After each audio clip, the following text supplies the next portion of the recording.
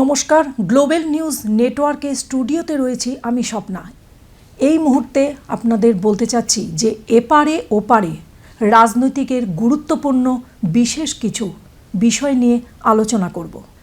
আমাদের সঙ্গে আজ উপস্থিত রয়েছেন তৃণমূল কংগ্রেসের রাজ্যের সাধারণ সম্পাদক এবং কো কমিটির সদস্য। তিনি এই মুহূর্তে আমার সাথে রয়েছেন স্টুডিওতে, তড়িৎ চ্যাটার্জি। তার কাছ থেকে শুনব বিশেষ কিছু আলোচনা, রাজনৈতিক জীবনে তার আসার থেকে শুরু করে যা চলছে পশ্চিমবঙ্গের সমস্ত কিছু বিষয় তার সাথে আলোচনা করব। আসুন সরাসরি তার সাথে জুড়ে যাচ্ছি।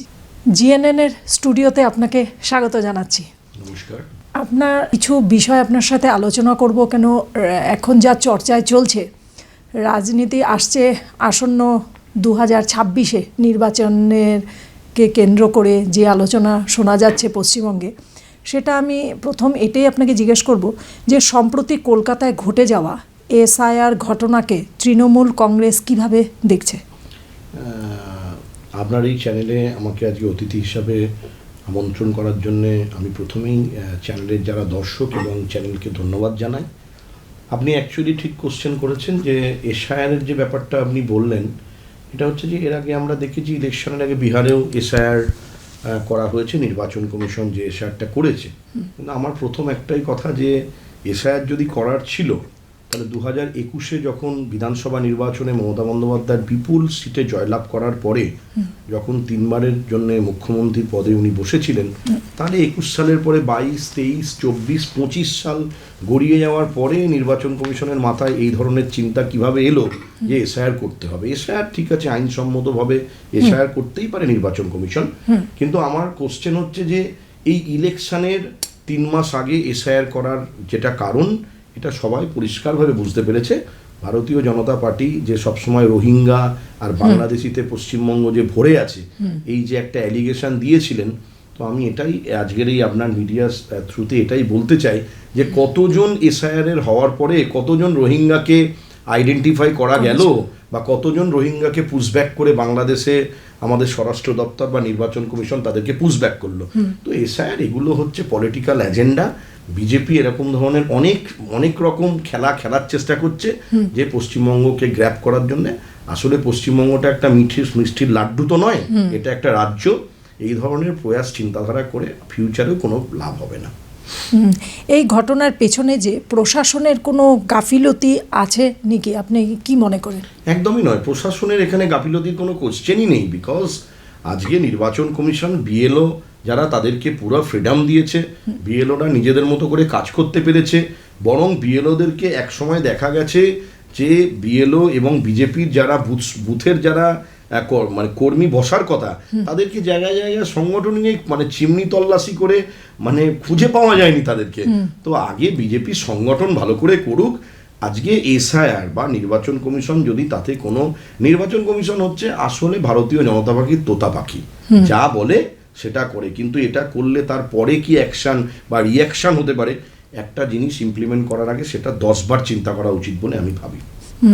তার পাশাপাশি এটাও রয়েছে, শুধু বিজেপির কথা বললে ভুল হবে, যে পশ্চিমবঙ্গে যে বিরোধী দল যেগুলো রয়েছে তারা বলছে যে আইন শৃঙ্খলা ভেঙে পড়েছে বলে এই ধরনের অভিযোগ করেছে। সেই বিষয়ে কি বলবেন? দল বলতে ভারতীয় জনতা পার্টি এখন বিরোধী সিটে রয়েছে, বাট সিপিএম তো মনে হয় অনেক দিন ধরেই ওখান থেকে ঘরে ঢুকে গেছে। ওখানে বিরোধী দল বলতে তো সিপিএম এর কোনো কিছু নেই। আর কংগ্রেসের আপনি দেখেছেন বিগত বিধানসভা ইলেকশনে সিপিএম এবং কংগ্রেসের ওখানে যে মিত্র শক্তি ছিল, তাদেরকে তো কোথাও খুঁজে পাওয়া যায়নি। তো বিরোধীদের কথা, আইন শৃঙ্খলা ভেঙে পড়েছে, এইসব কথাগুলো টাইম পাস করা কথা, আজ কিছুই নয়। আর এই জন্য বিরোধী বলতে তো ওখানে বিজেপি যে কটা গিনে চুনা সিটে আছে, আর শুভেন্দু অধিকারী বিরোধী লিডার, এই আর কি বলবো। মমতা বন্দ্যোপাধ্যায় যে এই অবস্থানটি নিয়েছে, যেটা আপনার কিছুদিন আগে শোনা গেছে যে ইডির ওইখানে ওর কাজে গিয়ে উনি নাকি ইন্টারফেয়ার করেছে, এই ধরনের অনেক মানে কথা উঠেছে, বা এই ধরনের কোনো কাজটাতে আপনি কি বলে ভাবছেন যে এই কাজটা কি মমতা বন্দ্যোপাধ্যায় একটা এই সিটে থেকে কি এই কাজটা করাটা কি ওনার ভালো হয়েছে? দেখুন, অ্যাকচুয়ালি ইডি হচ্ছে একটা এজেন্সি এবং এটা হচ্ছে সর্বোচ্চ ভারতবর্ষের এজেন্সি, যেটা পিএমও দ্বারা নির্ধারিত হয় এবং এনফোর্সমেন্ট ডিরেক্টরের সম্বন্ধে দেখুন, এজেন্সির সম্বন্ধে আমি তো বিশেষ কিছু বলা আমার উচিত নয় বা বলতে চাইও না, কিন্তু আমার কথা হচ্ছে একটা, মানে আজকে আইপ্যাক হোক বা প্রতীক জৈনের বাড়িতে যে এনফোর্সমেন্ট ডিরেক্টর যে রেড করেছে, আমার একটাই কথা যে ইডি রেড করতে পারে বা ইডি রেড করুক, এই নিয়ে কিছু এসে যায় না, কিন্তু আমার কথা হচ্ছে যে এর একটা প্রসেস আছে। প্রসেস মানে প্রথমত ইডি যদি এরকম ধরনের, আমরা যেটা দেখেছি আপনাদের কিছু নিউজ চ্যানেলের থ্রুতেই দেখেছি যে ইডি কোন বছরের কি কেস নিয়ে এই অভিযানটা চলেছে, 2020 সালের সম্ভবত কোনো একটা কেস হবে, সেখানে আমি আপনাকে আবার রিপিট করছি, কোনো কেন্দ্রীয় এজেন্সি কোনো তছরূপ দেখলে সম্পূর্ণ ফ্রিডম আছে সেখানে গিয়ে, মানে ওখানে গিয়ে তল্লাশি করে আসল সত্যিটাকে মানুষের সামনে আনার। কিন্তু আমার কথা একটা 2020 যে কেসটা, সেখানে আবার একটা কোশ্চেন মার্ক, 21, 22, 23, 24, 25, 26-এর আর 1.5 মাস পরে ইলেকশন, এর আগে এই জিনিসগুলো কেন করা হয়, আমার এটা একটা বহুত বড় question mark first of all. Second হচ্ছে যে একটা জায়গাতে যাওয়ার আগে একটা নোটিশ তো পাঠাতে পারতো যে আজকে প্রতীক জৈনকে হোক বা আইপ্যাকের অফিসের যারা আছেন হাই উচ্চপদস্থ যারা ওখানে চেয়ারে বসে আছেন, তাদেরকে নোটিশ পাঠিয়ে জিজ্ঞাসাবাদ করতে পারতো। হঠাৎ করে সকালবেলা যে চলে যাওয়া অফিসে, তো এখানে মুখ্যমন্ত্রী আমার তো মনে হয় একদম সঠিক সিদ্ধান্ত নিয়েছেন, কারণ এখানে আমরা 2020 কি কেস বা এগুলোতে আমি তৃণমূলের সাধারণ সম্পাদক হিসেবে যেতে চাইছি না। আমার একটাই কথা, আইপ্যাক সারা ভারতবর্ষের প্রত্যেকটা বিভিন্ন পর্যায়ের জনসাধারণ জানে আইপ্যাক তৃণমূলের অ্যাজ এ এজেন্সি হিসেবে কাজ করে, যারা আমাদের বিভিন্ন রকম আগামী দিনের কি ধরনের রাজনৈতিক রণকৌশল হবে সেটা ওরা তৈরি করে, এবং ওরা একটা ম্যাপ তৈরি করে, একটা যে কিভাবে আমরা কোথায় কিভাবে আমাদের প্রণালী তৈরি হবে। তো এবার যদি সেখানে ইডির অফিসাররা গিয়ে, আমি যদি ভাবি যে আমার ইন্টারনাল স্ট্রাকচার এবং আগামী দিনে আমি যে নির্বাচন রণকৌশল তৈরি করেছি সেটা যদি নিয়ে চলে যায়, সেটা তো আমরা ছাড়বো না। এবং এটা মুখ্যমন্ত্রী যে স্টেপ নিয়েছেন আমার হিসাবে সঠিক স্টেপ নিয়েছেন। এবং আমি এটাই বলতে চাই যে আজকে যদি আপনার ঘর থেকে কেউ কিছু না বলে এসে চুরি করে নিয়ে চলে যায়, আপনার গাড়ির চাবিটা ইচ্ছা মতো এলো, গাড়িটা চালিয়ে নিয়ে চলে গেল, আপনার গাড়ির মধ্যে তো বিভিন্ন ভাইটাল ডকুমেন্ট থাকতে পারে, বা আপনার একটা ফাইল আছে সেখানে আপনার কত রকম ইন্টারনাল ডকুমেন্ট, নো প্রবলেম, এটা বলতে পারতো নোটিশ দিয়ে যে এই ধরনের এই ব্যাপার আছে, আপনি এই ডকুমেন্টসগুলো নিয়ে আমাদের অফিসে এসে যাচ করিয়ে যান। রাস্তা ছিল, এটা কোনো অসুবিধা ছিল না। ভবিষ্যতে এই ধরনের যদি আরো সামনে আসে, যে ভবিষ্যতে এই ধরনের ঘটনা ঠেকাতে রাজ্য সরকার কি ব্যবস্থা নেবে? না, রাজ্য সরকার এখানে দেখুন, এখানে রাজ্য সরকারের তো ব্যবস্থা নেওয়ার কোনো দরকার নেই, কারণ ইডি একটা স্বতন্ত্র এজেন্সি, যে কোনো সময় ইডি করতে পারে। কিন্তু রাজ্য সরকার কিন্তু ইডি যে অভিযান করেছে সেটার জন্য রাজ্য সরকার কিছু বলেনি। রাজ্য সরকার বা আমরা বলতে চাইছি প্রসেসটা একটা সিস্টেমেটিক হতে লাগে, যে প্রসেসে যাওয়া হয়েছে, যে প্রসেসকে ফলো করা হয়েছে, এটা কিন্তু মানে বোধগম্য ছিল না বলে আমার মনে হয়।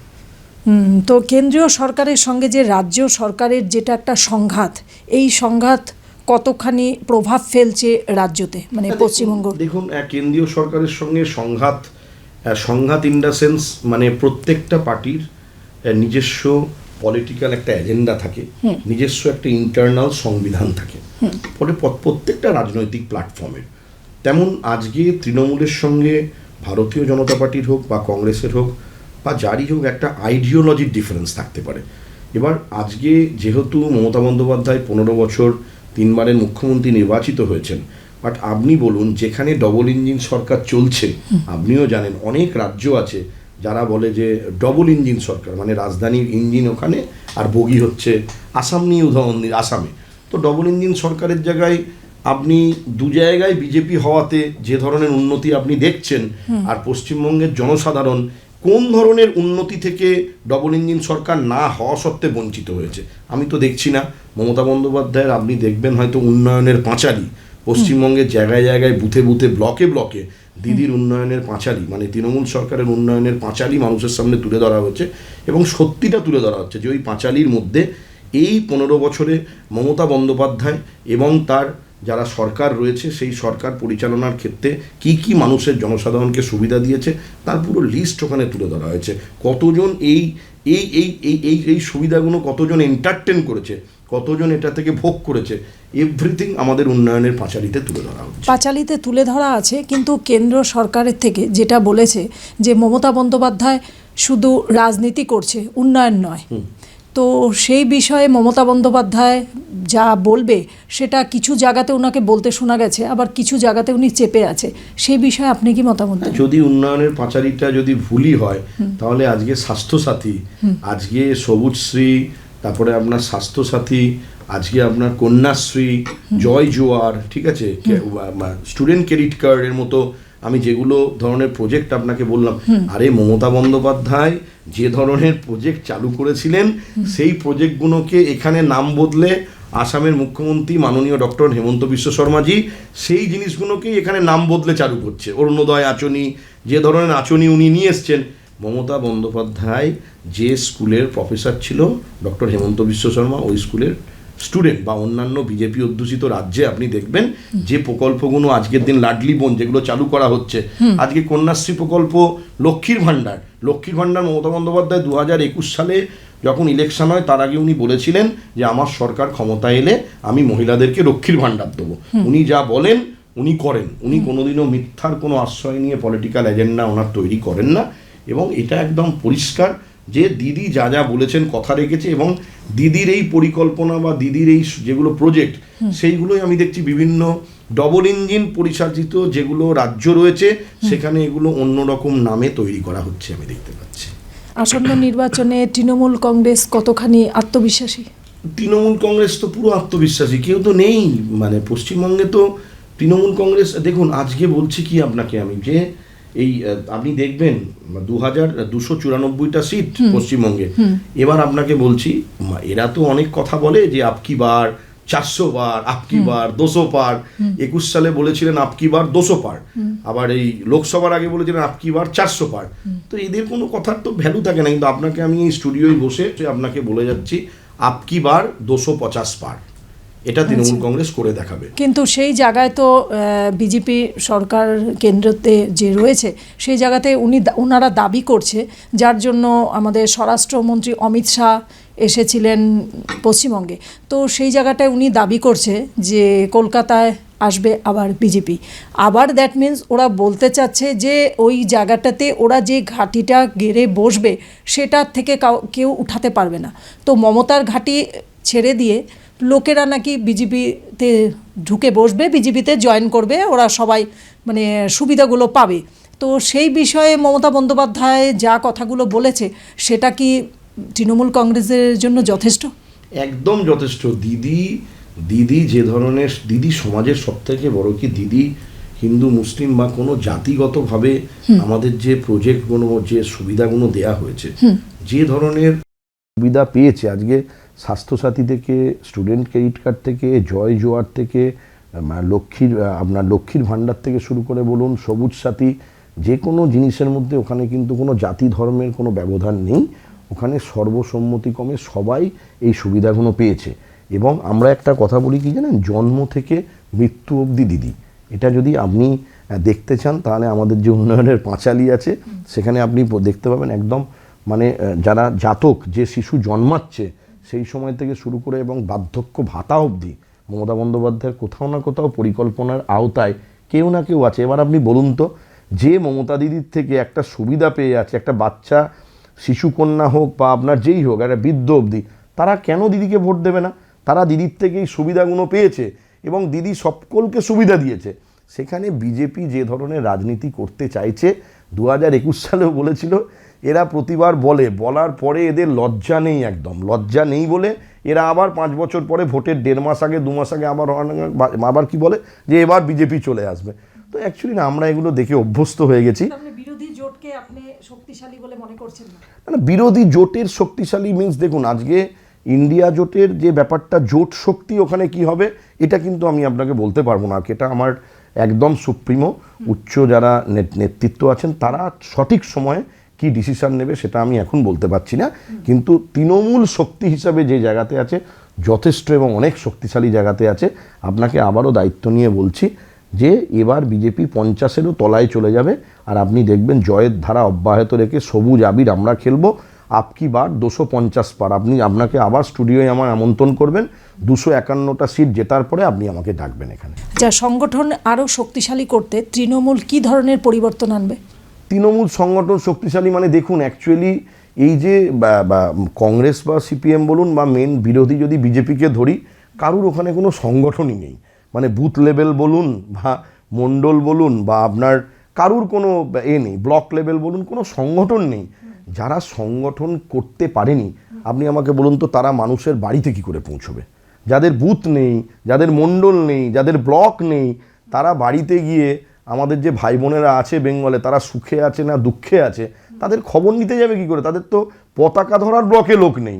তো সেই জন্য আপনাকে বলছি যে আমাদের সংগঠন এত শক্তিশালী, আর এই যে আমাদের প্রতিটা ঘরে ঘরে আমাদের ব্লক এবং বুথ এত শক্তিশালী, মমতা বন্দ্যোপাধ্যায়ের বিগত 5 বছরের উন্নয়নের পাঁচালী ঘরে ঘরে পৌঁছে দেওয়া হচ্ছে। আর আমাদের সৈনিক, আমাদের যুবরাজ, আমাদের যুব সৈনিক অভিষেক বন্দ্যোপাধ্যায় সাধারণ সম্পাদক সর্বভারতীয় তৃণমূল কংগ্রেসের, আপনি যদি 30শে জানুয়ারি অবধি 1 তারিখ থেকে ওনার যদি মিটিং দেখেন, এই কাকদ্বীপ থেকে শুরু করে উত্তরবঙ্গ, পশ্চিম আপনার দক্ষিণবঙ্গের জঙ্গলমহল থেকে শুরু করে আর দার্জিলিংয়ের পাহাড় থেকে শুরু করবে আর গঙ্গাসাগর কাকদ্বীপ থেকে শুরু করে 30 দিন ওনার দুটো করে প্রত্যেক দিন মিটিং, আর জনজাগরণ, আর মিটিংয়ে মানুষ মানে বসতে দেয়, জনজোয়ার, এত জোয়ার অভিষেক বন্দ্যোপাধ্যায়ের কথা শোনার জন্যে। এবং মমতা বন্দ্যোপাধ্যায়ের সরকারের বিগত 5 বছরের উন্নয়নের পাঁচালী জায়গায় জায়গায় তুলে ধরা হচ্ছে। আর শুনতে পারা গেছে যে দলের ভিতরে অসন্তুষ্ট ক্ষোভ রয়েছে, সেটা কতটা সত্য? এবং দলের ব্যাপারে অসন্তুষ্ট ক্ষোভ আপনাকে আবার তাহলে আমাকে আসাম নিয়ে বলতে হবে। এখানেও একই জিনিস চলছে, দলের ভেতরে অসন্তোষ ক্ষোভ, প্রত্যেক দিন অসন্তোষ ক্ষোভের কথা বেরিয়ে আসছে। আর একটা জিনিস বলি, দেখুন, একটা সংসারে যখন 4 ভাই এবং 4 ভাইয়ের স্ত্রী যখন একসঙ্গে সংসারে বসবাস করা হয়, তখন 10টা বার্তন এক জায়গায় থাকলে এগুলো চলে। আর পার্টি যত বাড়তে থাকবে না, এই মান অভিমানের এগুলো ঝগড়াঝাটি বা এগুলো বিবাদ, বা আমি আপনাকে আর একটু সত্যি করে বলি, ক্লিয়ার করে, এগুলোই নব্য আর পুরাতন তৃণমূলের ঝগড়া, এগুলো যে মানুষে বলে, এগুলো একদমই না। এগুলো হচ্ছে মান অভিমানের কথা। কারুর একটু অভিমান হলো পার্টির প্রতি, বা কারুর একটু উচ্চ নেতৃত্বের ব্যবহারে একটু অভিমান হলো, সে দুটো মান অভিমানের কথা বলল। আবার যখন মমতা দিদি তাকে একটা ফোন করে ডেকে নেয়, সবাই এক হয়ে যায়। কারণ আমরা দিদির সৈনিক, দিদিকে আমরা এত ভালোবাসি যে আমাদের এখানে রাগের আর মান অভিমানের কোনো জায়গায় নেই। দিদি এই মান অভিমানের আমাদের একজনই আমাদের নেত্রী। আমরা যাকে দেখে সকাল থেকে রাত অবধি 5 বছর কেন, আমরা যে 365 দিন পার্টিটা করি, সেটা হচ্ছে আমাদের নেত্রী মমতা বন্দ্যোপাধ্যায় আর আমাদের যুব সৈনিক নেতা অভিষেক বন্দ্যোপাধ্যায়। আপনার তৃণমূলে কি নতুন মুখকে টিকিট দিবে আসন্ন নির্বাচনে? দেখুন, রাজনৈতিকটা এমন একটা ব্যাপার, যদি হ্যাঁ সব জায়গাতেই আপনি দেখবেন, এটা রাজনীতি বলে না। বাড়িতে কি হয়, বাবা সবসময় কিন্তু বাবার রোল নিতে পারে না, বাবা একসময় বার্ধক্য হয়, ছেলেকে দায়িত্ব নিতে আস্তে আস্তে বাড়তে হয়। তেমন আজকে সব পার্টি, আজকে ক্লাবে দেখবেন আপনি, একটা সাংস্কৃতিক মঞ্চ বা কোনো মানে সংগঠন যদি ক্লাব সংগঠন থাকে, সেখানেও দেখবেন যারা বয়স্ক হচ্ছে তারা কি করছে, নতুনদের হাতে, ইয়ং জেনারেশনের হাতে দায়িত্ব তুলে দিচ্ছে, যে শেখ সভাপতি হোক, নতুনদের থেকে নতুন মুখ উঠে আসুক। তো রাজনীতিতে আমার মনে হয় এটা সবসময় করা উচিত, পারফরমেন্সের একটা বিশ্লেষণ করা উচিত, একটা এভালিউশন করা উচিত, আর তার সঙ্গে নতুন আর পুরনোর সংমিশ্রণ। শুধু নতুন মুখ তুলে আনলে হবে না, নতুনদেরকে লাগবে, আর নতুনদের তাদেরকে শিখতে হবে, আর ঠিক সেই পরিমাণ পুরনোদেরকেও লাগবে। কারণ পুরনোদের অভিজ্ঞতাটা নতুনরা কাজে লাগিয়ে নতুন পুরনো সংমিশ্রণেই কিন্তু যে কোনো দল সংগঠন আস্তে আস্তে বৃদ্ধি লাভ করে বটবৃক্ষের মতো রূপ ধারণ করে।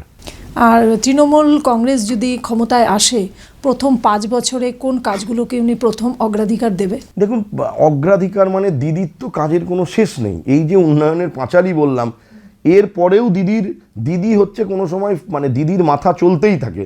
দিদি 5 বছরে আসার পরে দিদি আরও কত নতুন ধরনের জনকল্যাণমুখী প্রজেক্ট, পরিকল্পনা বা সুবিধা নিয়ে আসবে আপনি দেখবেন। দিদি যেটা বলেছেন যে স্বাস্থ্য ব্যবস্থা, মহিলাদের বিশেষ করে মা বোনেদের জন্য, মমতা বন্দ্যোপাধ্যায় দেখুন ভারতবর্ষের একমাত্র মহিলা মুখ্যমন্ত্রী ছিল। কিছুদিন আগে দিল্লিতে মুখ্যমন্ত্রী মহিলা হয়েছেন।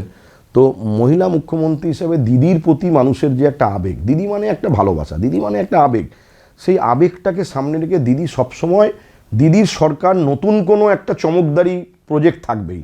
তো এটা এটা দেখুন, এটা আগে থেকে বলা যায় না, কারণ এটা পার্টির রণকৌশল যে দিদি এই সময় যে আবার নতুনভাবে চতুর্থবারের মতো মুখ্যমন্ত্রী হয়ে এসে আগামী 5 বছরে দেখবেন আরও এত হিতাধিকারী আর জনকল্যাণমূলক পরিকল্পনা নিয়ে আসবে, যেটা আমি আজকের দিনে বসে এই প্ল্যাটফর্মে আপনাকে বলা যাবে না। তার মানে আপনি বলতে চাচ্ছেন যে পশ্চিমবঙ্গে তৃণমূল কংগ্রেস আবার গঠন করবে? আমি আপনাকে 200% নিশ্চিত। আমি আপনাকে সিট সংখ্যাটাও বলে দিলাম, যে অনেকে সিট সংখ্যা বলার পরে তাদের সিট সংখ্যা ধারে কাছে যেতে পারে না, কিন্তু আমি তো আপনাকে সিট সংখ্যা বলেও দিলাম যে আমি 50-এর ওপরে যদি যাবে আপনি আমাকে আপনার চ্যানেলে আবার ইনভাইট করবেন। তো আমরা কতটা কনফিডেন্স যে চতুর্থবারের মতো পশ্চিমবঙ্গের মুখ্যমন্ত্রী মমতা বন্দ্যোপাধ্যায় শপথ নেবে এবং আমরা তার সৈনিক, একজন সৈনিক হিসাবে আবার আগামী 5 বছর দিদির সঙ্গে কাঁধে কাঁধ দিয়ে লড়াই করার জন্য প্রস্তুত আছি। খুব সুন্দর কথা বলেছেন, কিন্তু তার মাঝখানে আমি আরেকটা কথা আপনাকে জিজ্ঞেস করব। যুব প্রজন্মের কাছে পৌঁছে যাওয়ার জন্য পশ্চিমবঙ্গের থেকে শুরু করে আসামে যে রয়েছে তৃণমূল কংগ্রেস, যুব প্রজন্মের কাছে যাওয়ার জন্য প্রথম লক্ষ্যটি কি? ওদের কাছে কি পৌঁছতে পারবে তৃণমূল কংগ্রেস? দেখুন, আমাদের তো যুব খুব স্ট্রং, মানে তরুণ তুর্কি, মানে যেটা দেখেছেন বাম আমলে 35 বছরে যেটা দেখেছি, ওনারা তো তরুণ তুর্কি তৈরি করেনি, কিন্তু অভিষেক বন্দ্যোপাধ্যায় দেখেছেন আমাদের একদম তরুণ তুর্কি যুব নেতা এবং একদম ইয়ং নেতা। তো এবার অভিষেক বন্দ্যোপাধ্যায় সৈনিক হিসেবে যারা আমরা কাজ করছি, তো আমাদেরকে তরুণদেরকে তৃণমূল কংগ্রেসে যথেষ্ট সম্ভাবনা এবং প্রায়োরিটি দেওয়া হয়। আমি তরিৎ চ্যাটার্জি একটা সময় 2009 সাল থেকে তৃণমূল কংগ্রেসটা করি। 11 সালে আমি যখন আমাদের দীপেন পাঠক হাজতে জয়লাভ করেছিলেন তৃণমূল কংগ্রেসের জোড়াফুল চিহ্নে, সেই সময় আমি ছিলাম তৃণমূল কংগ্রেসের অল আসামের সভাপতি ছিলাম। তো পর্যায়ক্রমে আমি দেখেছি তৃণমূল কংগ্রেসের সভাপতির পদ থেকে আমি আমার পেরেন্ট বডির সম্পাদক হয়েছি, সেখান থেকে সাধারণ সম্পাদক হয়েছি। তো আমি তো তরুণ হিসাবে পার্টিতে এসেছিলাম। তরুণ হিসাবে থেকে আপনি ভাবুন না, 9 সাল আর যে 25 সাল, তাহলে 17 ইয়ার 17 বছর যদি আমিই করছি, তাহলে আমিও তো তরুণ তুর্কি হিসাবে যোগ দিয়ে আজকে আমার এখানে উন্নতি হয়েছে, মানে আমি পদে এসেছি। এবং আমি তো তৃণমূল কংগ্রেসের একজন খুব শক্তিশালী সৈনিক বলে নিজেকে ভাবি। এবং দিদি এবং অভিষেক বন্দ্যোপাধ্যায় যেভাবে আমাদেরকে পশ্চিমবঙ্গ থেকে রণকৌশল স্থির করে দেবেন, লক্ষ্য স্থির করে দেবেন, সেই স্থির লক্ষ্যেই আমরা দৌড়বো। তো আসামের তৃণমূল কংগ্রেসের যে জোর পশ্চিমবঙ্গে যেটা রয়েছে, আসামে সেই জায়গাটা কতখানি দক্ষ আছে তৃণমূল কংগ্রেস? দেখুন, আমরা দক্ষ আছি। আপনি দেখছেন যে তৃণমূল কংগ্রেস আসামে আস্তে আস্তে জায়গা নিচ্ছে এবং বিগত পঞ্চায়েত ইলেকশন আপনাকে মনে করিয়ে দিই, পঞ্চায়েত ইলেকশানে এখানকার মানে আপনার জাতীয় পার্টি,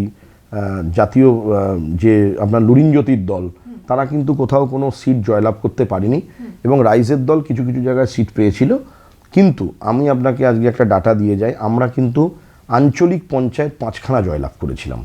5খানা আঞ্চলিক পঞ্চায়েত, একটা হচ্ছে মঙ্গলদয়ে, ঠিক আছে, এবং কাছাড়ে আমরা 2টো পেয়েছিলাম, এবং সমরিয়া, নতুন সমরিয়া যেটার নাম হয়েছে, ওখানে আমরা একটা পেয়েছিলাম, আর একটা গোয়ালপাড়া। 5খানা আঞ্চলিক পঞ্চায়েত আমরা তৃণমূল কংগ্রেসের জোড়াফুল চিহ্নে দখল করেছিলাম।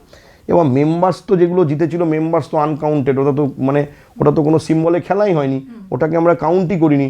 লুরিনজ্যোতির দল কত মেম্বার জিতেছে সেটা কাউন্টিংয়ে দেখাচ্ছে মিডিয়াতে বসে, কিন্তু আমার সেটা প্রয়োজনীয়তা নেই, মেম্বার অনেক জিতেছিল। আরেকটা কথা বলি, সবথেকে শক্তিশালী রূপ ধারণ করেছিল যখন আমার উপসভাপতি দুলু আহমেদ সিনিয়র, উনি জয়েন করার পরে তৃণমূল কংগ্রেস হাজতে, আপনাকে বললে আপনি অবাক হবেন, 27,500 ভোট পেয়েছিল জেলা পরিষদে, কংগ্রেসের থেকে 2000 খালি ভোটে পিছিয়েছিল।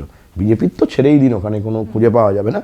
তো জেলা পরিষদে আমরা 2000 ভোটে কেবলমাত্র পিছিয়ে পড়েছিলাম। 27,500 ভোট জেলা পরিষদে তৃণমূল কংগ্রেস পেয়েছে। তো তৃণমূল কংগ্রেসের সংগঠন খুব ভালো জায়গাতে আছে এবং আগামী দিনে বিধানসভাতেই আপনি দেখবেন কি রেজাল্ট আমরা করতে পারি এখানে। কারণ দেখুন, একটা সংগঠন তো একদিনে মজবুত বা তৈরি করা যায় না। আমরা পশ্চিমবঙ্গের বাইরে মেঘালয়ে আপনি দেখেছেন 5খানা সিট আমরা জয়লাভ করেছি, ত্রিপুরাতে দেখেছেন আমরা কি করতে পেরেছি, গোয়াতে করেছি। তো তৃণমূল কংগ্রেস বলতে গেলে যে সর্বভারতীয় তৃণমূল কংগ্রেস বলে, কোথায় প্রবলেম? আমরা তো বিভিন্ন জায়গাতে আমাদের আস্তে আস্তে করে তো আমরা গ্রো করছি না। আমাদের পার্টি কিন্তু পশ্চিমবঙ্গের বাইরে গিয়ে গ্রো করছে। পশ্চিমবঙ্গে দিদি আছেন, আর আমাদের নেত্রী যখন দিদি আছেন, আমরা আগামী দিনে ভারতবর্ষের আরও বিভিন্ন জায়গায় আমাদের পার্টির এক্সপ্লোর করার জন্য পার্টি চিন্তা ভাবনা করছে। সময় আমার কাছে খুব কম, তার মধ্যে আরেকটা কথা আপনাকে জিজ্ঞেস করিনি, যে তৃণমূল কংগ্রেস সাধারণ মানুষের কাছে এই মুহূর্তে তৃণমূল কংগ্রেসকে সামনে রেখে আপনি সাধারণ মানুষের কাছে কি বার্তা দেবেন? দেখুন, তৃণমূল কংগ্রেসকে সাধারণ মানুষের কাছে এটাই আমি বার্তা দেবো যে ভারতবর্ষে যে একটা সময় চলছে, যে এই জাতির নামে যে রাজনৈতিক যে প্ল্যানিং চলছে, এই সাম্প্রদায়িক রাজনীতিটা কিন্তু খুব একটা ভারতবর্ষ এই সাম্প্রদায়িক রাজনীতির জন্য ঠিক নয়। এই যে বাতাবরণটা তৈরি করে দেয়া হয়েছে, একমাত্র এটাই আমি বার্তা দেবো যে এই সামাজিক মানে সাম্প্রদায়িক বাতাবরণ থেকে সবাই বেরিয়ে আসুক। রাজনীতিটা হোক কাজের ভিত্তিতে, রাজনীতি হোক পারফরমেন্সের ভিত্তিতে, রাজনীতি হোক নেতার সততা, এবং নেতা 5 বছর আগে ভোট নেওয়ার সময় নেতারা যে ধরনের প্রতিশ্রুতি মানুষের কাছে দেয়, আগামী 5 বছরে এই কাজের নিরীক্ষণে রাজনীতি হোক।